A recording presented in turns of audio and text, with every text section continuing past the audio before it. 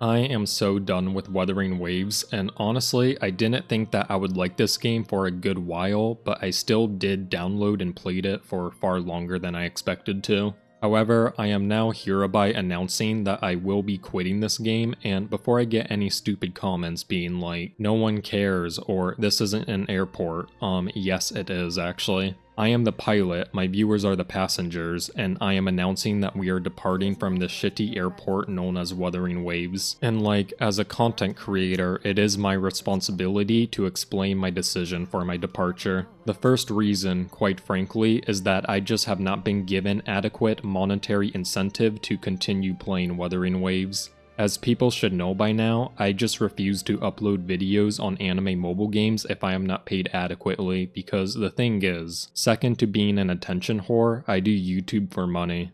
The formula is simple. You give me money and I say your terrible anime mobile game is good. You don't give me money and I will be brutally honest whether that's good or bad. AFK Journey understood this, but for whatever reason, Kuro Games did not. And like, I am honestly just very annoyed right now since I just wasted 10 hours of my life playing an anime mobile game that I will make no money off. So I am just kind of irritated right now even making this video, but in times like this, I like to close my eyes, take a deep breath, and thank the sponsor for today's video.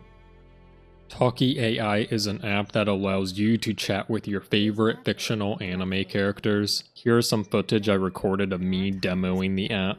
So here I am on the Talkie AI Discover page, and I'm just gonna find someone I want to talk to. Ooh, you're Forger. Let's talk with the Rover lookalike, yeah? Hey, come back here, you rat!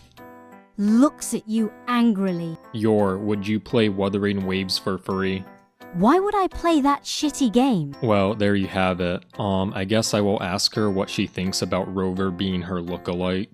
What the hell? You are far more pretty though. You are right about that. Brilliant. Let's give her a word problem. A man and a woman are on one side of a lake. The man has a boat. How do they get across? The man gives the boat to the woman. How does the man get across then? He swims. That's so cruel. But that is what he does so he can be with her. That's kinda romantic. Okay. Well, that is the Talkie AI app. If you want to give it a try, a link will be in the description, and huge thanks to Talkie AI for sponsoring this video. But enough about chatbot hoes, what about the hoes in Wuthering Waves? Well, unfortunately, with the exception of Rover, they're all uggos. This hoe is ugly, this man is a dork, this hoe is ugly, this hoe is ugly, this hoe is unusually ugly, and Rover is a pretty lady, but you get her for free. And like all the women in this game are also above 5 feet, and they probably are also straight. So overall, Wuthering Waves just has a severe lack of short, omnipotent, lesbian anime woman. Also, I do have to say that I just don't like the boob jiggle physics like at all, because it just makes no mathematical sense. Like, boob jiggles are hot only if they make sense mathematically for why they're happening, but she is literally just standing still and it makes no sense and it just kinda pisses me off. Anyways, I'm just gonna run around here. Also, that grappling hook is just total shit. It literally makes you cover 0 distance and just takes your stamina, so don't really see the point of that. But I'm gonna fight these enemies, and actually the combat is maybe the one good thing I have to say about this game. Like, don't get me wrong, these mutant rock monsters look retarded, but at least they're fun to hack and slash at. However, while the combat is fun for these more tiny encounters, I found the more big mobs, and especially the boss fights, to be absolute chores to get through. Let me just finish off the rest of these mobs here, and then I can try to go find a big mob.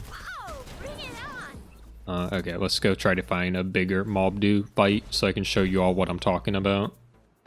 Alright, found a tougher enemy that is meant to be more of a challenge, but the thing is, you do like 0 damage to them. And then they just one-shot you. So, like, sure, it is difficult, but not in a fun, engaging way. And, like, the only way I found to defeat these bosses is to make them glitch in the terrain, which I'm gonna try to do right now to this one. How did that fucking hit me? I mean, that's just case in point that this game isn't even challenging in a fair way, because, yeah, that was nowhere near hitting me. Anyways, I'm just gonna revive this hoe. And if I just keep at distance here, I can slowly kill it over time. And yeah, this is basically the combat for harder enemies, so while I guess you can say this fight is difficult, I wouldn't call this prolonged gameplay fun, like, at all.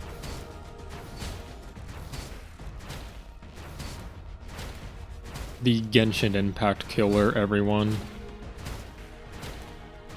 Honestly, this game is just kinda a shitty Chinese version of Genshin Impact. Like, I remember a couple days ago, we were all, myself included, calling Hoyoverse stupid for only giving 40 additional resin to compete with Wuthering Waves release. Well, turns out we were right.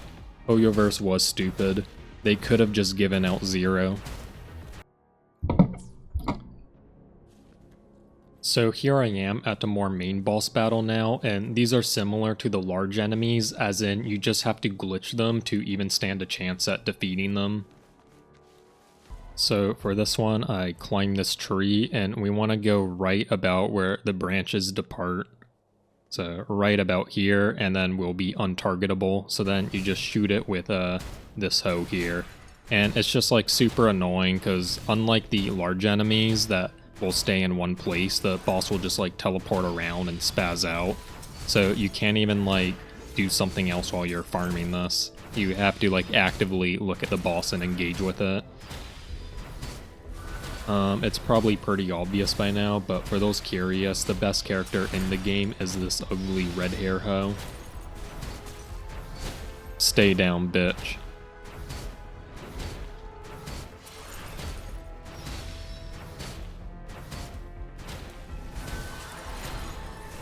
Overall, though I would say I was very disappointed with Wuthering Waves, I was never expecting much, which is why I predicted this game's failure months ago, and even posted on X before launch that the game would fail and there was nothing I can do about it. Now, for those looking for a better anime mobile game, then I would recommend Honkai Star Rail since it has a lot more attractive characters. But if you're looking for something more difficult, then look no further than Revue Starlight Relive. Unlike Wuthering Waves, where the difficulty just lies in finding which spot on the map to glitch the enemies at, Revue Starlight actually mentally challenges you to the max in order to clear its content. As for my final score, I will give Wuthering Waves, I think I will go with a, unsatisfactory 2.4 out of 10. I honestly can't see this game as anything other than the low quality, low effort, Chinese version of Genshin Impact.